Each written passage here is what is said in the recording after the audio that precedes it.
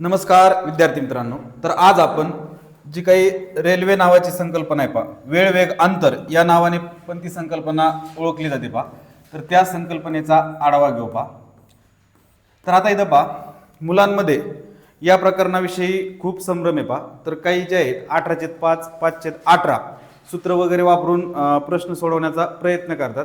तर काही जे आहेत ते समजा प्रमाणावर नेऊन ते उदाहरणं सोडतात तर आता इथं या प्रकरणाचं थोडं एक बेस जर लक्षात घेतला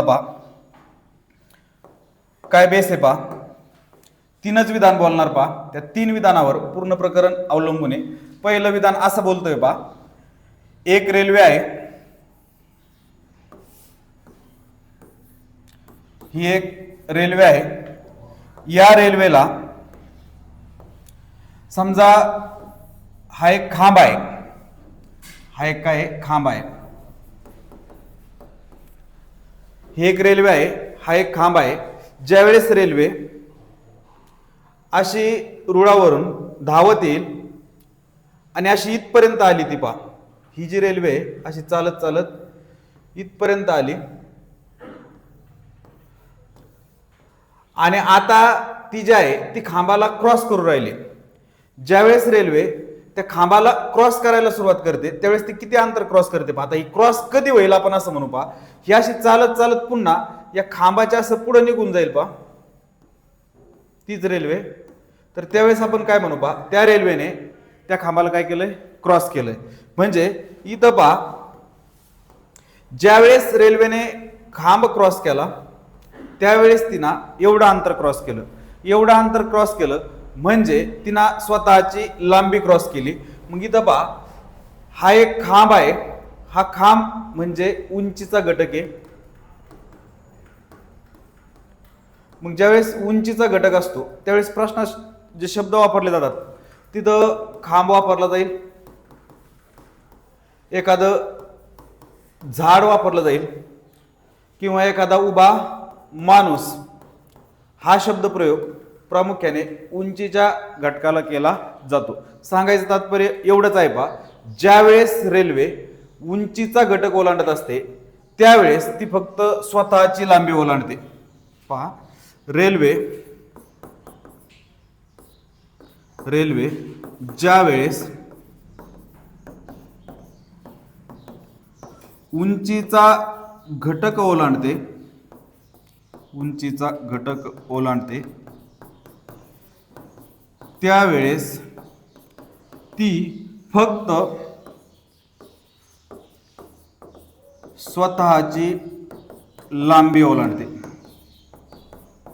स्वतःची लांबी ओलांडते. ज्यावेळेस रेल्वे उंचीचा घटक ओलांडते त्यावेळेस ती फक्त स्वतःची लांबी ओलांडते. म्हणजे तिचं जे काही अंतर असेल तेवढंच अंतर ती काय करत असते ओलांडत असते.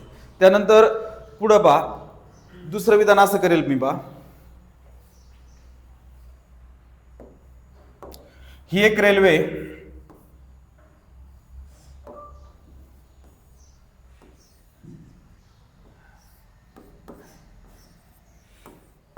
या पद्धतीचे समजून घ्या.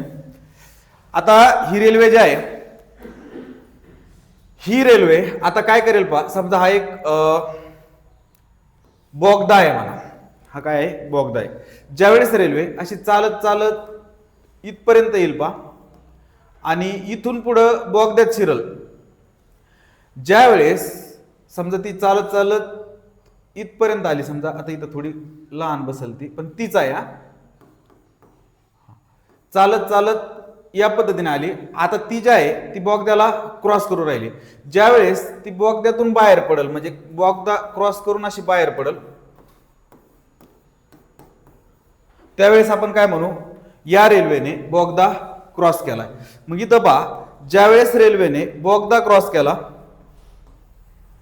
त्यावेळेस तिनं एवढं अंतर ओलांडलं. म्हणजे काय निदर्शनास आलं ज्यावेळेस रेल्वे बोगदा ओलांडते त्यावेळेस ती स्वतःची लांबी प्लस बोगद्याची लांबी ओलांडते. म्हणजे इथं जे आहे मागचं जे काही म्हणजे मागच्या ज्यात जे आहे उंचीचा घटक ओलांडला, इथं जे आहे ती लांबीचा घटक ओलांडते.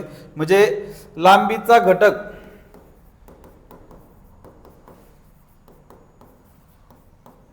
ओलांडताना रेल्वे स्वतःची लांबी प्लस त्या लांबीच्या घटकाची लांबी ओलांडत असते. मग लांबीचा घटक म्हटल्यानंतर प्रामुख्याने प्रश्नात जे शब्द वापरले जातात पहा, तिथं बोगदा, प्लॅटफॉर्म, पूल, प्लॅटफॉर्म त्यानंतर पूल या पद्धतीचे शब्द तिथं वापरले जातात. म्हणजे आपल्याला असं म्हणता येईल पहा, रेल्वे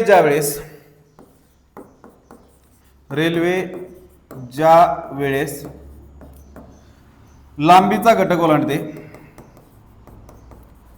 लांबीचा घटक ओलांडते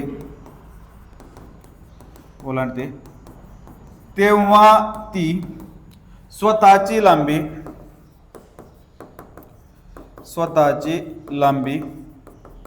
प्लस त्या लांबीच्या घटकाची लांबी ओलांडत असते. लांबीच्या घटकाची लांबी ओलांडत असते. लांबीच्या घटकाची लांबी ओलांडत असते. हे झालं दुसरं विधान पहा. आता एक महत्वाचं आणखीन एक विधान करेल पहा, इथंच करतो.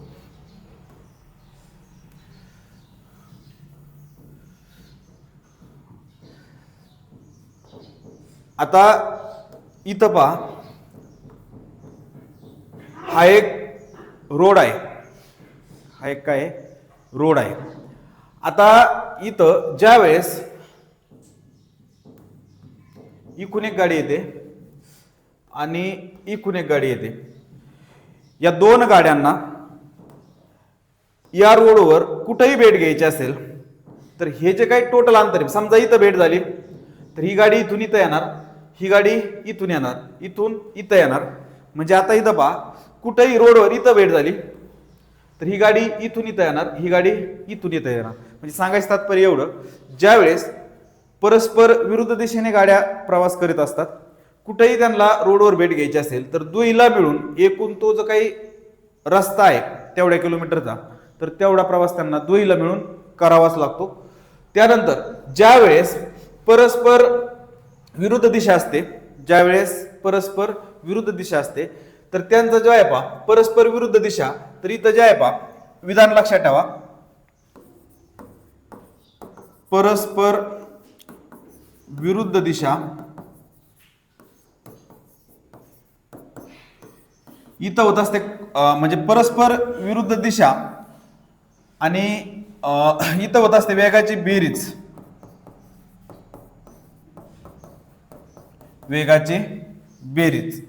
आणि एकच दिशा जर असेल तर काय होत असते, वेगाची वजाबाकी. एकच दिशा इथं होत असते वेगाची वजाबाकी.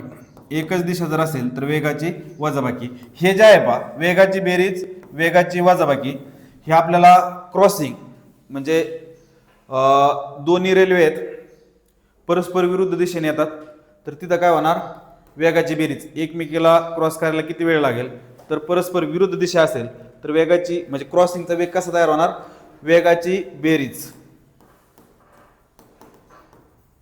क्रॉसिंग वेग जो आहे तो कसा तयार होतो, वेगाची बेरीज. आणि एकच दिशा आहे, दोन्ही पण एकाच दिशेने प्रवास करतात, तर इथं जे आहे इथं क्रॉसिंगचा वेग कसा तयार होणार, वेगाची वजाबाकी. एवढंच या प्रकरणाचं बेस आहे किंवा या संकल्पनेचं बेस आहे. या व्यतिरिक्त या प्रकरणामध्ये काहीही नाही. तर आपण जे आहे पहा प्रश्नाला सुरुवात करू. पहा प्रश्नाच्या अगोदर थोडे एक आणखीन पहा.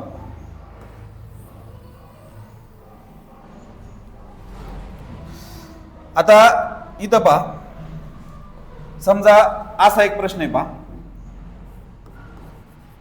एक रेल्वे 120 किलोमीटर पर आवर वेगाने धावते. एक रेल्वे 120 किलोमीटर पर आवर वेगाने धावते, तर ती रेल्वे वेगाने धावते व तिची लांबी 600 मीटर आहे. 600 मीटर आहे, तर ती एका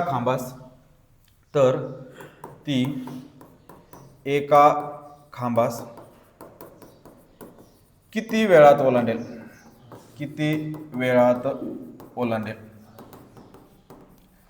आता इथं पहा, शक्यतो प्रश्नात रेल्वेची जी लांबी आहे ती मीटरमध्ये दिलेली असते आणि स्पीड जो आहे तो किलोमीटर पर आवर मध्ये दिलेला असतो.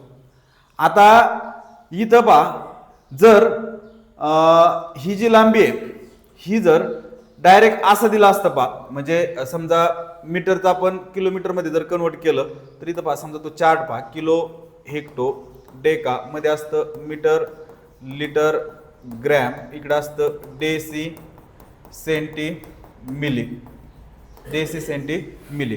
तर आता इथं पहा, समजा हे मीटर परिमाणामध्ये 600, इथं आलं 60 झालं, इथं आलं 6 झालं, इथं आलं 0.6, म्हणजे आपण ही जी लांबी आहे ती 0.6 किलोमीटर आहे. किती किलोमीटर आहे? 0.6 किलोमीटर. पण प्रश्नात तसा उल्लेख केलेला नसतो. तिथं कसा उल्लेख केलेला असतो? मीटरमध्ये उल्लेख केलेला असतो. मग आता इथं पहा, समजा जर डायरेक्ट असं म्हटलं असतं, म्हणजे डायरेक्ट म्हणजे असा प्रश्न आला असता, एक रेल्वे 120 किलोमीटर पर आवर वेगाने धावते व तिची लांबी 0.6 किलोमीटर आहे, तर ती एका खांबास किती वेळात ओलांडेल? आता तुम्हाला माग स्पष्टीकरण देताना सांगितलंय, खांबाला ओलांडते म्हणजे उंचीचा घटक ओलांडते, उंचीचा घटक ओलांडते म्हणजे फक्त स्वतःची लांबी ओलांडते, स्वतःची लांबी ओलांडायला किती वेळ लागेल एवढंच सांगायचंय. तर मग इथं आपण डायरेक्ट असं म्हटलं असतं, इथं कसं म्हटलं असतं, एका तासात, किलोमीटर पर आवर म्हणजे एका तासात 120 किलोमीटर जाते, म्हणजे असं म्हटलं असतं एका तासात 120 किलोमीटर जाते. किती जाते? एका तासात 120 किलोमीटर जाते. तर 0.6 किलोमीटर जायला किती तास वेळ लागेल? किती तास वेळ लागतोय पहा, 1 गुणिले 0.6 याला भागिले 120. आता इथं पहा, ही जी मांडणी आहे ही प्रमाणाची मांडणी आहे रे, म्हणजे याला एवढं तर याला किती, असं जर मांडणी झाली तरी कशी असते? प्रमाणाची मांडणी असते. तर हे प्रमाण जे असतं पहा, हे दोन पद्धतीचं असतं, एक समप्रमाण असतं आणि एक व्यस्त प्रमाण असतं. तर समप्रमाण म्हणजे काय? तर समप्रमाणामध्ये सारखा बदल असतो. म्हणजे इथं पहा, समजा इथं अंतर कमी झालंय म्हणजे वेळ पण कमी लागणार, इकडं कमी, दोनही राशी त्याच पद्धतीचा कार्यक्रम झाला तर त्याला म्हणायचं समप्रमाण. आणि व्यस्त प्रमाणामध्ये काय असतं पहा, एक राशी वाढली तर दुसरी घटत असते किंवा पहिली घटली तर दुसरी वाढत असते. समप्रमाण जर असेल तर या पद्धतीने कार्यक्रम होत असतो, ही संख्या गुणिले ही संख्या भागिले ही संख्या. मग इथं समप्रमाण आहे, या पद्धतीचा कार्यक्रम व्हायला पाहिजे. किती तास वेळ यायला पाहिजे पहा, तर वेळ बरोबर हा शून्य पॉईंट काढू, खाली शून्य देऊ, 6/1200 झालं. म्हणजे तासात उत्तर येणार पहा, तासात उत्तर आलं 6 × 1 = 6, 6 × 2 = 12. हे झालं पहा, हे जे आहे हे कशात आलं? तासात आलंय. किती तास आले पहा ते? 6/1200 म्हणजे 1/200 तास. आता याचं जे आहे पहा, डायरेक्ट आपण कशात रूपांतर करू? मिनिटात रूपांतर करू. मिनिटात रूपांतर करताना या पद्धतीने कार्यक्रम होईल, म्हणजे याला आपण 60 ने गुणणार. 60 ने गुणल्यानंतर हे उत्तर आलं परत 6/20. किती आलं? 6/20 मिनिटं आलं. मग आता मिनिटात सुद्धा ते योग्य वाटाना, याला परत सेकंदामध्ये कन्वर्ट करू, तर याला आणखीन 60 ने गुणू. मग 60 ने जर गुणलं, 6/20 गुणिले 60, 20 × 3 = 60, 6 × 3 = 18, तर याचं उत्तर आलं 18 सेकंद. किती वेळ लागतोय? 18 सेकंद. मग या पद्धतीने कार्यक्रम केला असता, परंतु शक्यतो अंतर हे कशात पाहायचं? मीटरमध्ये पाहायचं. आणि ही जी वेळ आहे ही वेळ सेकंदामध्ये पाहिजे. म्हणजे याला असं, म्हणजे उत्तर 18 सेकंदच येणार आहे, पण हे डायरेक्ट कशा पद्धतीने पहा, तर इथं आपण असं पाहणार आहे. इथं ही जी माहिती दिली ही या पद्धतीने पाहिजे. हे 3600 सेकंदात 120 वर 3 शून्य म्हणजे मीटरमध्ये कन्वर्ट झालं. तर आता तिची जी लांबी आहे ती 600 मीटर आहे. आता तिची जी लांबी आहे ती किती आहे? 600 मीटर आहे. तर हे 600 मीटर अंतर जायला किती सेकंद वेळ लागेल? मग कसा कार्यक्रम होईल पहा, 3600 गुणिले 600, 3600 गुणिले 600 भागिले 120 वर 3 शून्य, 120 वर 3 शून्य. हा हे पहा, इथं जे वरचे 4 शून्य खालचे 4 शून्य जागेवर कटले.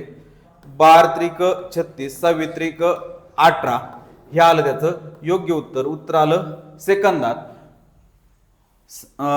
तर पहा, फक्त पायचं जे ते एवढ्या पद्धतीने जर पायता आलं तर हे प्रकरण अतिशय सोपं आहे. पहा, तर आता करू प्रश्नाला सुरुवात. पहा, 300 मीटर लांबीच्या ताशी 300 मीटर लांबीची ताशी 72 किमी वेगाने 300 मीटर लांबीच्या ताशी 72 किमी वेगाने जाणाऱ्या आगगाडीला एक विजेचा खांब ओलांडण्यास किती वेळ लागेल? आताच दिलेलं स्पष्टीकरण त्या पद्धतीने.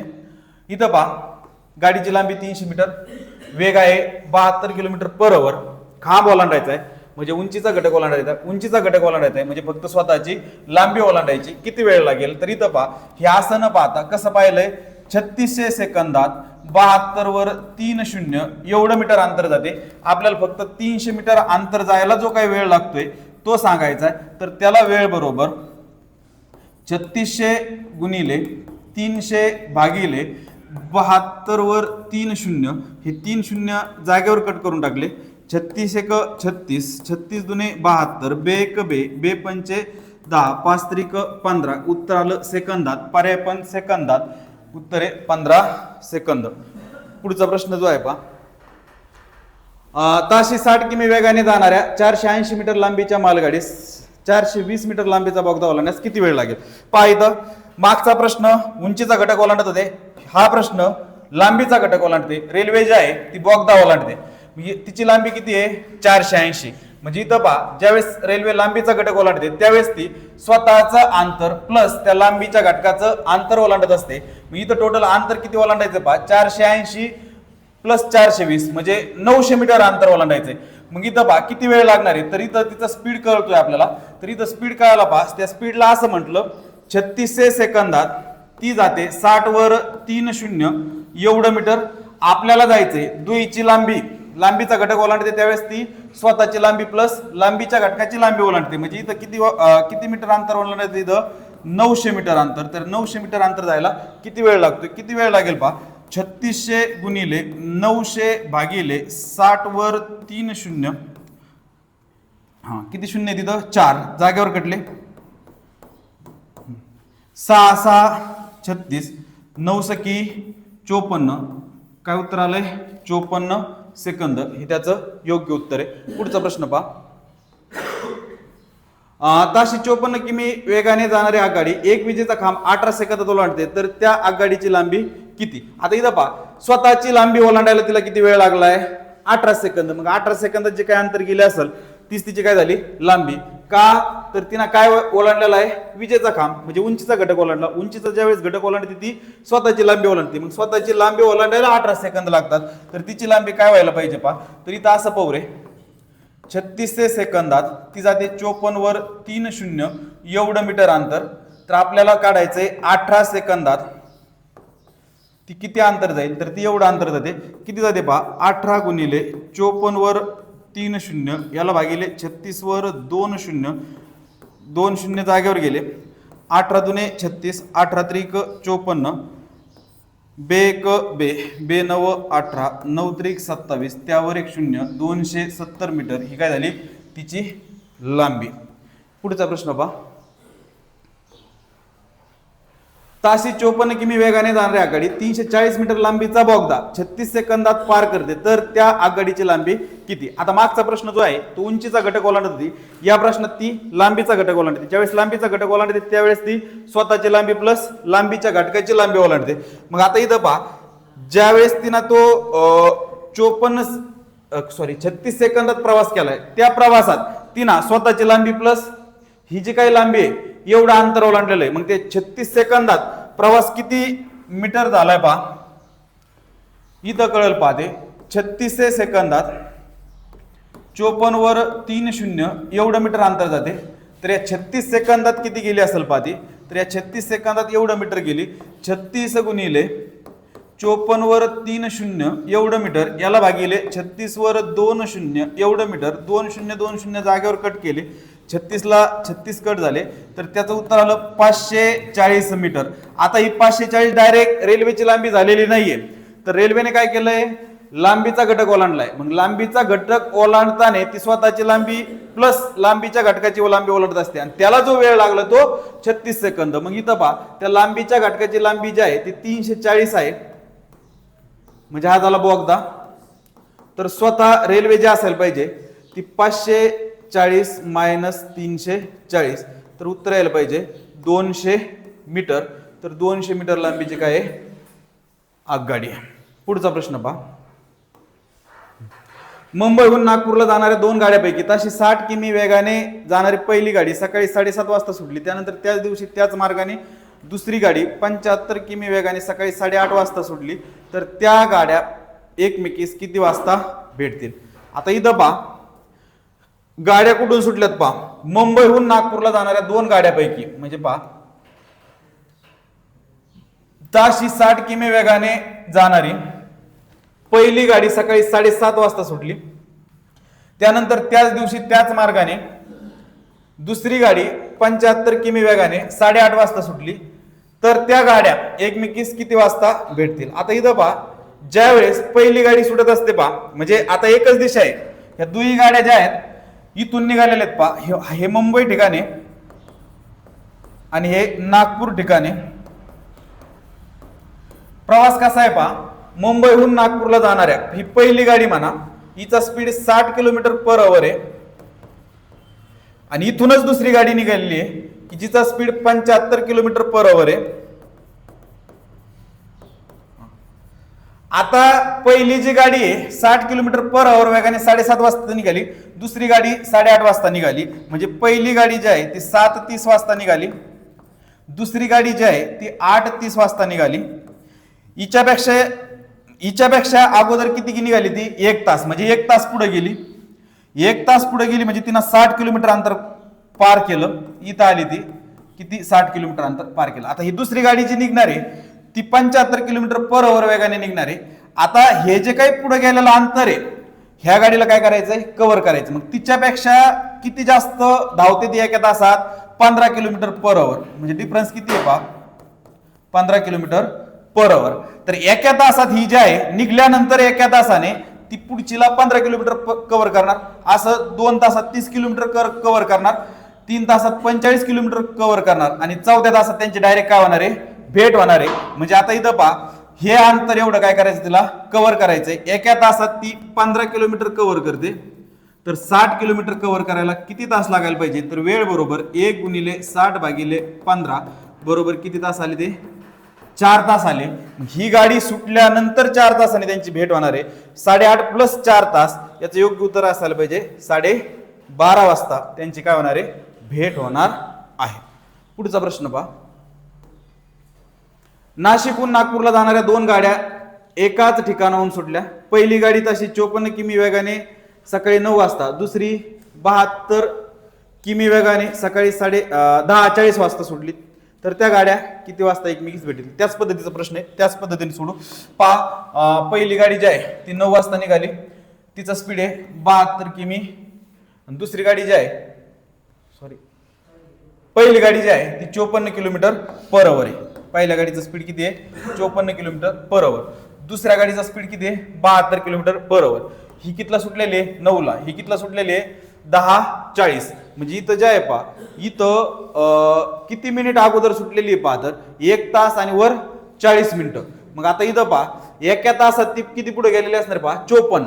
मग तासात 54, मग 40 पुढच्या 40 मिनिटात किती गेली असेल पहा. तर इथं असं म्हणू पहा 60 मिनिटात 54 किलोमीटर पुढे जाते. तर या 40 मिनिटात किती गेली असेल पहा, 40 × 54/60. हा 0 कटलंय, 6 × 9 54, 9 चोक 36. 36 किलोमीटर पुढे गेली असेल पहा, किती 40 मिनिटात. मग आता इथं पहा 9 ते 10 1 तास, त्यात 54 किलोमीटर पुढं आणि पुढच्या 40 मिनिटात 36 किलोमीटर पुढं. मग टोटल किती पुढे गेली पाहती, तर ती गेली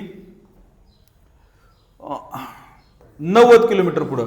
ही दुसरी गाडी जी आहे हे 90 किलोमीटर अंतर दुसऱ्या गाडीला काय करायचंय, कव्हर करायचंय. जे काही गॅप पडलेला त्यांच्यामध्ये तो गॅप पॅनला काय करायचं, दुसऱ्या गाडीला काय करायचंय, कव्हर करायचं आहे. एका तासात किती कव्हर करते पहा, किती जास्त पळते तिच्यापेक्षा, तर तिच्यापेक्षा ती जी आहे 72 वजा 54 8 18 किलोमीटर जास्त पळते. किती, 18 किलोमीटर जास्त. किती कव्हर करायचंय, 90 किलोमीटर. किती वेळ लागणार आहे, 5 तास. 18 ची 5 पट किती तास लागणार आहे, 5 तास. दुसरी गाडी सुटल्यानंतर 5 तासाने त्यांची भेट होणार आहे, म्हणजे ती वेळ येईल पहा 10:40 प्लस 5 तास, म्हणजे ती वेळ होईल 15:40. 15:40 वाजले म्हणजे 3:40 सायंकाळचे जे आहेत ते 3:40. तर हे त्याचं योग्य उत्तर आहे. सायंकाळचे म्हणा किंवा दुपारनंतरचे 3:40 वाजता त्यांची काय होईल, भेट होईल पहा. त्यानंतर पुढचा प्रश्न पहा. मुंबई ते बेळगाव 590 किलोमीटर अंतर आहे. एकाच वेळी 7 वाजता परस्पर विरुद्ध दिशेने निघालेल्या एसटी गाड्यांचा वेग अनुक्रमे ताशी 48 किमी व ताशी 70 किमी आहे. तर दोघीच्या भेटीच्या वेळी बेळगावहून निघालेल्या गाडीने किती अंतर कापलं असेल. आता इथं पहा, मुंबई ते बेळगाव, मुंबई आणि हे ठिकाणे बेळगाव, या दोन्हीमधलं जे अंतर आहे ते किती आहे, 590 किमी. हे जे अंतर आहे हे आहे 590 किमी. परस्पर विरुद्ध दिशा म्हणजे एक गाडी इकून निघालेली आहे, एक गाडी इकून निघालेली आहे. एसटी गाड्या वेग अनुक्रमे जो आहे तो 48 किलोमीटर आणि इकडच्या गाडीचा वेग 48 किलोमीटर पर आवर, इकडच्या गाडीचा वेग 70 किलोमीटर पर आवर असा आहे पहा. दोघीच्या भेटीच्या वेळी बेळगावहून निघालेल्या गाडीने किती अंतर कापलं असेल, म्हणजे जिचा स्पीड किती आहे, 70 किलोमीटर आहे. आता दोघीला ज्या वेळेस भेट घ्यायची त्यावेळेस या रोडवरचं सगळं अंतर दोघीला मिळून काय करावं लागतं, कव्हर करावं लागतं. एका तासात दोघी मिळून किती कव्हर करतात पहा. तर ही बेळगावहून निघालेली 70 येते, तिकडची 48 येते. एका तासात किती कव्हर होतंय पाहते, तर एका तासात होतंय 118. मग जर एका तासात 118 होते तर त्यांना भेटण्यासाठी 590 कव्हर करायचंय. 118 ची किती पट आहे, 5 पट आहे, म्हणजे 5 तास वेळ लागतोय. 5 तास वेळ लागतोय म्हणजे मुंबईची गाडी अशी रोडवर 5 तास चालते. ही पुढे जे आहे किती तास चालते, 5 तास. आणि इकडची बेळगावहून सुटलेली गाडी पण किती तास चालते, 5 तास. तर आता विचारलंय बेळगावहून सुटलेल्या गाडीने किती अंतर कव्हर केलं असेल, तर तिचा स्पीड 70 किलोमीटर आहे. 5 तासात किती गेली असेल ती, 350. म्हणजे आपल्याला असं म्हणता येईल 70 गुणिले 5 किती अंतर गेली असेल ती, 350 किलोमीटर. तर बेळगावच्या गाडीने 350 किलोमीटर अंतर कापलेलं असेल. पुढचा प्रश्न पहा. मुंबई ते जळगाव हे 600 किलोमीटरचं अंतर कापण्यास 2 मोटार गाड्या परस्पर विरुद्ध दिशेने निघाल्या. मुंबईहून 1 तास अगोदर सुटलेल्या गाडीचा वेग ताशी 50 किमी असून जळगावहून सुटलेल्या गाडीचा ताशी वेग 60 किमी आहे. परस्परांना भेटण्याच्या वेळी मुंबईहून सुटलेल्या गाडीने किती अंतर कापलं पहा. आता इथं पहा, इथं थोडा बदल आहे रे, मागच्या प्रश्नात आणि या प्रश्नात थोडा बदल आहे. काय बदल आहे पहा. मुंबई ते जळगाव 600 किलोमीटर अंतर आहे. बरं, हे पहा, ही मुंबई ठिकाणे, हे जळगाव ठिकाणे, या दोन्ही मधला जो गॅप आहे तो किती आहे, 600 किलोमीटर. पण आता काय झालं पहा, 2 मोटार गाड्या परस्पर विरुद्ध दिशेने, म्हणजे एक या दिशेने निघाली, एक या दिशेने निघाली, परस्पर विरुद्ध दिशेने. मुंबईहून 1 तास अगोदर सुटलेल्या गाडीचा वेग ताशी 50 आहे. मग आता इथं पहा, ही जी आहे ही 1 तास अगोदर सुटली, तर 1 तास अगोदर सुटली म्हणजे तिचा स्पीड किती आहे, 50 किलोमीटर पर आवर. आणि जळगावहून सुटलेल्या गाडीचा वेग किती आहे, 60 किलोमीटर पर आवर. आता या गाडीने अगोदर एकटीने प्रवास केलाय, इथून पुढे मात्र इथून पुढचा जो रोड आहे भेट घेण्यासाठी तर तो दोहीचा प्रवास असणार आहे. मग आता इथं पहा, हे 50 किलोमीटर अंतर सोडून द्या, राहिला अंतर किती पहा, 550. हे 550 किलोमीटर अंतर जे आहे ते दोही मिळून क्रॉस करणार. दोही मिळून क्रॉस करणार म्हणजे इथलचा स्पीड तिचा 50 किलोमीटर पर आवर असेल, इथलचा 60 किलोमीटर पर आवर. एका तासात जे आहे 110 किलोमीटर क्रॉस होणार आहे ते अंतर इथून इथपर्यंत, दोहीचं मिळून 110. इथं भेट घ्यायची पहा, तर इथं किती वेळ लागणार आहे, 5 तास लागणार आहे. याची 5 पट आहे म्हणजे किती वेळ लागतोय, 5 तास. आता प्रश्नात काय म्हटलंय पहा, भेटण्याच्या वेळी मुंबईहून सुटलेल्या गाडीने किती अंतर कापलंय. आता इथं पहा, हा तिचा एकटीचा वैयक्तिक प्रवास आहे आणि इथून पुढं 5 तास तिनं प्रवास केलाय. मग आता इथं तिनं किती अंतर कापलं असेल पहा, तर तिचा प्रवास 6 तासात झाला. किती तासाचा? 6 तासाचा. मग तिचा स्पीड 50 आहे. 50 गुणिले 6 म्हणजे किती अंतर कापलं तिनं? 300 किलोमीटर. तर त्याचं उत्तर आहे 300 किलोमीटर. पुढचा प्रश्न पहा, ताशी 60 किमी सरासरी वेगाने जाणारी आगगाडी जर ताशी 75 किमी वेगाने गेली तर निर्धारित मुक्कामावर 48 मिनिटं लवकर पोहोचली तर त्या गाडीने एकूण किती किलोमीटर प्रवास केला. होतंय काय पहा, ताशी 60 किमी सरासरी वेगाने जाणारी आगगाडी 60 किलोमीटर पर आवर वेगाने जाणारी आगगाडी जर 75 किलोमीटर पर आवर वेगाने गेली तर निर्धारित मुक्कामावर 48 मिनिटं लवकर पोहोचते. मग आपण काय करू पहा, एक अंतर पाहू पहा, ते अंतर मानू. तर इथं जे आहे या दोन संख्येचा लसावी ते अंतर मानू पहा. तर या दोन संख्येचा लसावी म्हणजे काय, तर दिलेल्या संख्येने भाग जाणारी लहानात लहान संख्या. तर ती जी आहे पहा, तर 60च्या पण पट्टीत असली पाहिजे, 75च्या पण पट्टीत असली पाहिजे, अशी लहान संख्या आपल्याला 300 सापडते पहा. मग 300 हा झाला लसावी. जर 300 लसावी असेल तर आपण त्या अंतर 300 किलोमीटर मानू आणि नेमकं काय होतं ते पाहू. तर आता इथं पहा, इथं जो वेळ लागतोय तो 5 तासाचा लागतोय. इथं वेळ किती लागतोय, प्रत्येक तासाला 60 किलोमीटर म्हणजे 300 जायला किती वेळ लागतोय, 5 तास. आणि इथं जो वेळ लागतोय तो 4 तास लागतोय. इथं जो वेळ लागतो तो 4 तास. प्रत्येक तासात 75 म्हणजे 2 तासात 150 आणि असं 4 तासात किती, 300. मग इथं 4 तास. मग 300 किलोमीटर जर ते अंतर असेल तर या किती अगोदर पोहोचते ती, 1 तास अगोदर म्हणजे 60 मिनिटं अगोदर. मग इथं पहा, आपल्याला 60 मिनिटं अगोदर म्हणजे या पद्धतीने 300 किलोमीटर जर अंतर असेल तर या पद्धतीने ती 60 मिनिटं अगोदर पोहोचते. तर मग 60 मिनिटं अगोदर पोहोचते याचा अर्थ ते अंतर किती झालं, 300 किलोमीटर. आपल्याला 60 मिनिटं अगोदर नकोय, आपल्याला फक्त 48 मिनिटं अगोदर पाहिजे. मग त्यासाठी ते अंतर काय तयार व्हायला पाहिजे पहा, तर त्यासाठी ते अंतर हे तयार व्हायला पाहिजे. मग इथं पहा, मिनिटं कमी झाले, अंतर पण कमी होणार आहे. समप्रमाणे 48 गुणिले 300 भागिले 60, 60ची 5 पट आहे आणि 48ची 5 पट किती होईल, 240. तर ते अंतर तयार होत आहे 240 किलोमीटर. तर ते अंतर आहे 240 किलोमीटर. पुढचा प्रश्न पहा, एक मोटार निर्धारित अंतर 10 तासात कापते जर ती अर्ध्या अंतर ताशी 40 किमी वेगाने व उरलेल्या अंतर ताशी 60 किमी वेगाने कापते तर त्या मोटरीने एकूण किती किलोमीटर प्रवास केला. खूप छान प्रश्न आहे पहा. आता इथं पहा, एक मोटार निर्धारित अंतर 10 तासात कापते. म्हणजे समजा हे एक अंतर आहे, जर ती अर्ध्या अंतर ताशी 40 किमी वेगाने, यातलं अर्धा अंतर जे आहे ते 40 किलोमीटर पर आवर वेगाने कापलेलं आहे व उरलेलं अंतर 60 किलोमीटर पर आवर वेगाने कापलं तर त्या मोटरीने एकूण किती किलोमीटर प्रवास केला. तर आता इथं पहा, टोटल प्रवास 10 तासाचा आहे. आपण जर या दोन्ही प्रवासाचा सरासरी वेग काढला, म्हणजे आता इथं पहा, समजा काही प्रश्न पहा, समजा जाताने 40 किलोमीटर पर आवर वेगाने गेली आणि येताने गाडी 60 किलोमीटर पर आवर वेगाने आली तर या प्रवासातील सरासरी वेग किती. फक्त इथं जे आहे पहा, इथं फक्त असं जाऊन येऊन असा टप्पा नाही तर सलग टप्पा आहे, पण त्याच पद्धतीचा कार्यक्रम आहे, वेगळं असं काही नाही.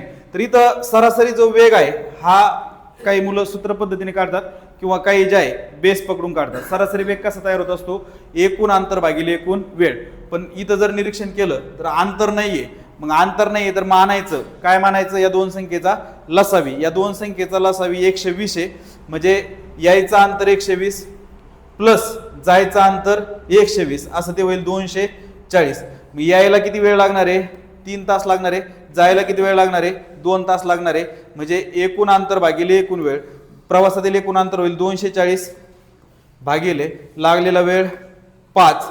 तर सरासरी वेग होईल पहा, सरासरी वेग बरोबर 5 चोक 20 5 8 40, 48 किलोमीटर पर आवर हा झाला सरासरी वेग.